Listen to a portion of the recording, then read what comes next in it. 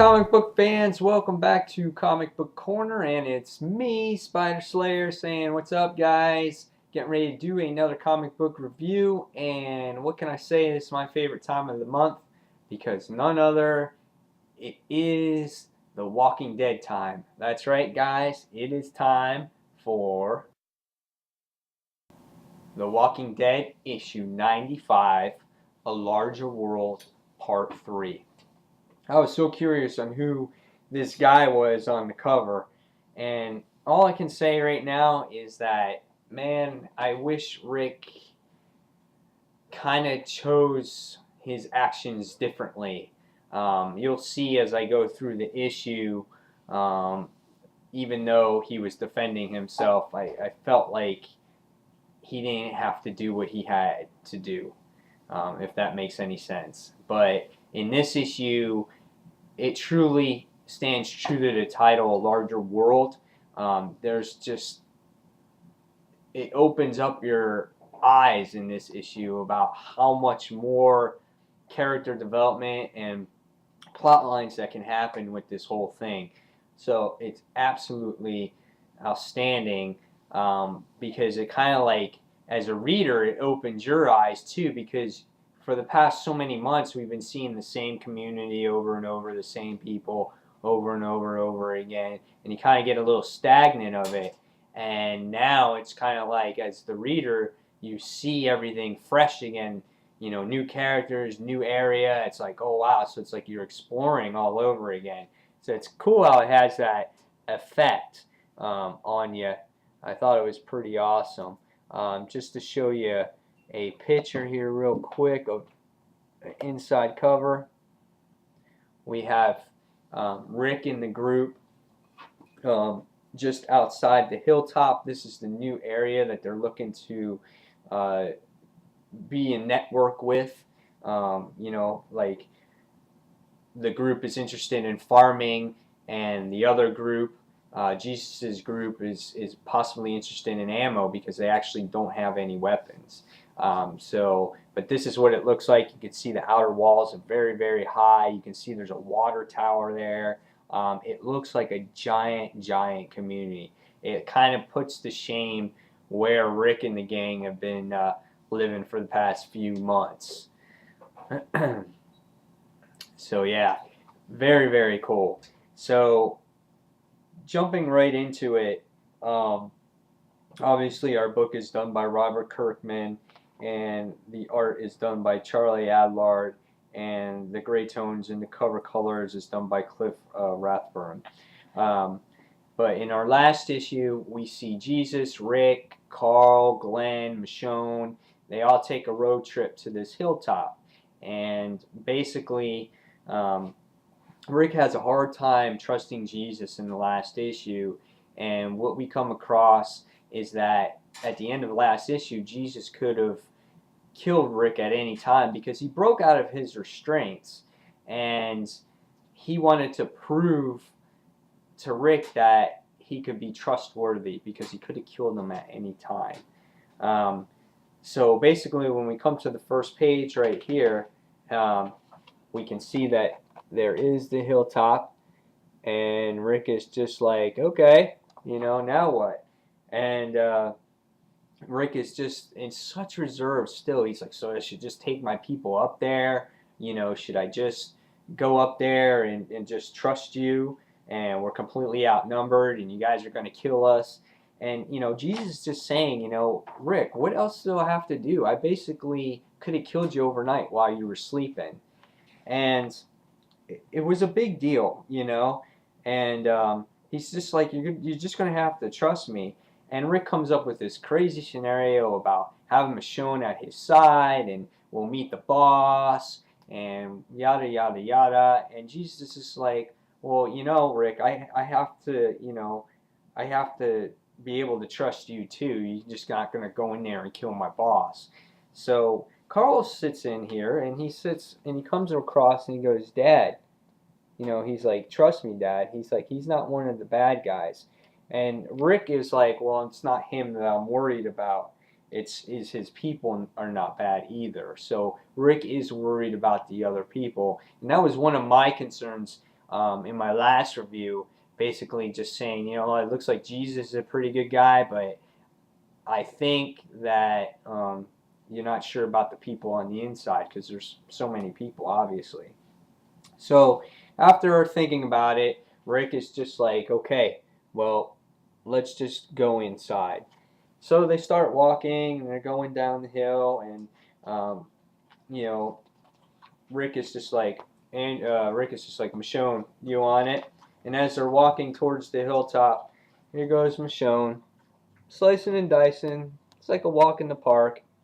They're all just standing there like it's nothing. And I just think that's so cool because the zombies in this book now are just a totally secondary character. They're just like a little nuisance. They're in the way, Slice them when you see them, unless they come in large numbers. Um, so needless to say, we see some new characters here in the book. There are these watchtower guys, and their names were Cal and I'm not sure about the Cal and Eduardo, I think it was, and they're just having a conversation about a girl named Mandy, and then from the distance, they're concerned about this guy whose name is Negan, and they say, "Oh, is it Negan?" And they're like, and he's like, "Shh," and he goes, "No, no, no, no, it's not." And then what happens is they see that it's Jesus. And he's like, "Oh, open the gates, open the gates." And they go and they open the gates. And they're like, "Hell no, man, he's got guns." So, but Jesus is like, "I can vouch for him. I'm in charge of bringing the guys on the inside." And basically what happens now is they open the gates. So as the issue comes along, you see some gorgeous pages. Like, the book really wanted to show you what this new community is like and how big it is and how much work and how people are just having their own life here. And they really do a good job with it here. I'm trying to show you everything. So they show you everything here on what this place looks like. I mean, you got shop workers, you got innkeepers, you got farms with roosters, you got schools, you got water tower for water. I mean, it's just amazing what they have done. And it's kind of like a whole new perspective. The group is just looking around being like, "Oh my God, wow, this is amazing." And Jesus is taking them the to their boss, and on the way there, Andrea is talking to Jesus, and they're just discussing, that the place is made out of, barn materials, and they spent a long time building it, but it was well worth it. And here you can see that people live in this particular like hotel style place, and they also live in their own mobile homes and things like that, and they have these big walls away around it. So Jesus is called, and Jesus is called by Gregory, who seems to be the leader of this whole thing. And Gregory is this guy right here. Now, at first, when I saw Gregory, I thought this guy was kind of shady because Jesus introduces him to Rick, and he goes, "Gregory, this is Rick," you know, and the first time Gregory and Rick meet, Gregory goes, "Well, nice family you got there, Nick." And Rick is kind of like, "It's Rick, actually." So right away I thought, okay, this guy might be a little shady. He doesn't really care, like, honestly, like, what's going on over here. So we can see that there's a discussion going on about how the group has met and how they met and what's going on and how much time he spent. And then we have a character here named by Wesley, and he's coming in, and he's like Ethan. Ethan's finally come back, but he's alone. So he's missing he's missing Mandy, or I'm sorry, David, Crystal, and Andy. Let's see. So those three were missing, and then again, Gregory comes up with this Negan guy, and he goes, "Was it Negan?"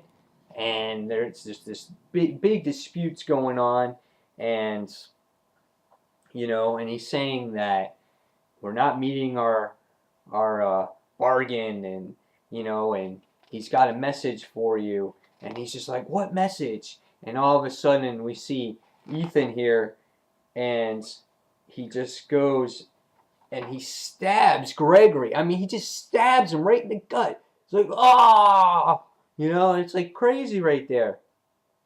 Right away, they're trying to get him away. You know, other group members are trying to pull him away, and he's like, "Get off me! I have to! I have to!" You know, and he's like, "No!"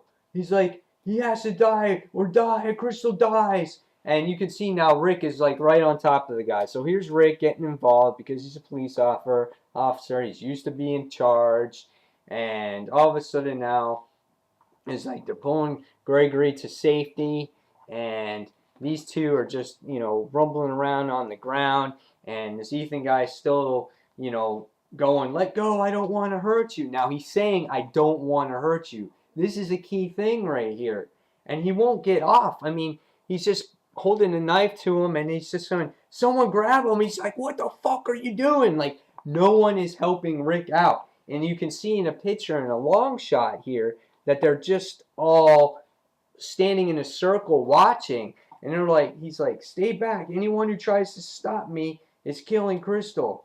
So none of these people want Crystal to die, whoever Crystal is. So they're not intervening. Next thing you know is Rick forces the knife towards this guy Ethan's throat, and it's slitting his throat, and you can see he goes, and then all of a sudden the blood is just dripping all over Rick, and it's just, you hear the, and then all of a sudden it's just like he just pushes him aside, and he's just like, ugh. And the next thing we see is he's just lying here dead.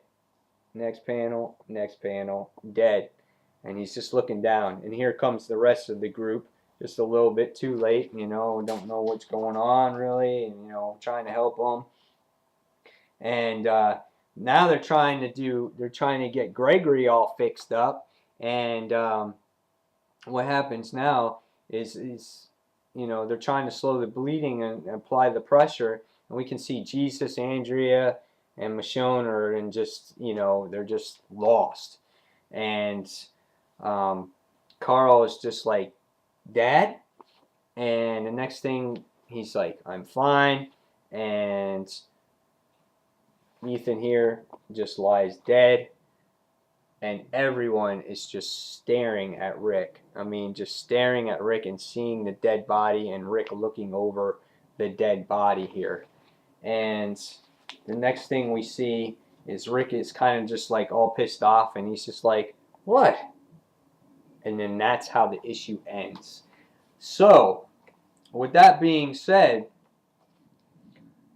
it's kind of like Rick has just no empathy for anybody right now. He just killed a human life, and he kind of treated it like it was almost a zombie. The person dies, and he's like, "Whatever, what are you guys looking at? I got blood all over me, who gives a shit?" And that's kind of like what it is. Now it looks like he's caused some major enemies, because we don't know who this Ethan guy is. We know that Gregory was like the leader of this group, but we don't know who this Ethan guy is, the other two characters that are held hostage, or what's going on.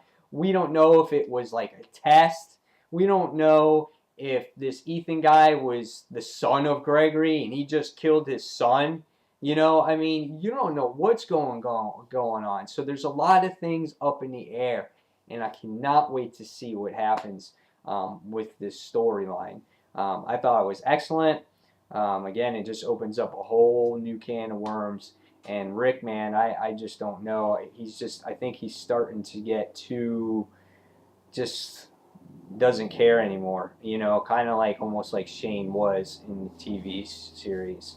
So it'll be interesting to see, because we're coming up to issue 100 soon, and it's coming to an end here. Well, we're coming to issue 100, and there's going to be something monumental that happens, I'm sure of it. So we'll see what happens.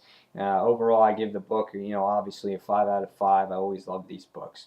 But you guys, give me your comments. What you think of this book? What do you think is going to happen to Rick? What do you think of these new characters, who they are, who they might represent? And, you know, are they going to be gunning for Rick? So with that being said, that is it for The Walking Dead, issue 95. And I want to say, until the next comic book review, this is Spider Slayer signing off. Thank you for watching Comic Book Corner. Thanks, guys. Take care.